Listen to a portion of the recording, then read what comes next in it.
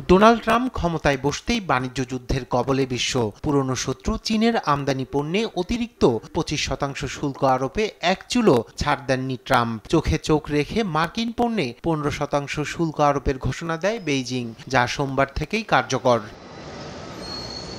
চীনা পণ্যে গেল সপ্তাহে শুল্ক কার্যকর হলেও সোমবার থেকে মার্কিন পণ্যে চীনের প্রতিশোধমূলক শুল্ক আরোপে দেখা দিয়েছে অস্থিরতা অঙ্কে, যা $1,400 কোটি কম বেশি হতে পারে। চীনা অর্থ মন্ত্রণালয় জানায়, ইন্টারনেট সার্চ ইঞ্জিন গুগলের মালিক অ্যালফাবেটের বিরুদ্ধে একচেটিয়া ব্যবসার তদন্ত শুরু করেছে তারা। এছাড়া কেলভিন ক্লেইন বায়োটেকনোলজি কোম্পানি, ইলুমিনা সহ একাধিক বিখ্যাত মার্কিন ব্র্যান্ডকে সন্দেহভাজন ও অনির্ভরযোগ্য তালিকায় রেখেছে শি জিনপিং সরকার। চীনা সার্বভৌমত্ব ও নিরাপত্তায় এই কোম্পানিগুলোকে হুমকি হিসেবে দেখছে চীন।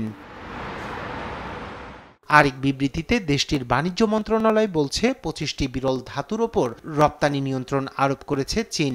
আছে কয়েকটি বৈদ্যুতিক পণ্য ও সামরিক সরঞ্জামের মূল উপাদান।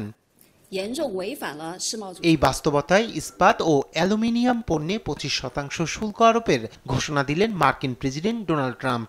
বিশ্বের যে কোনো দেশ থেকে যুক্তরাষ্ট্রে আসা সব পণ্যে শুল্ক প্রযোজ্য হবে।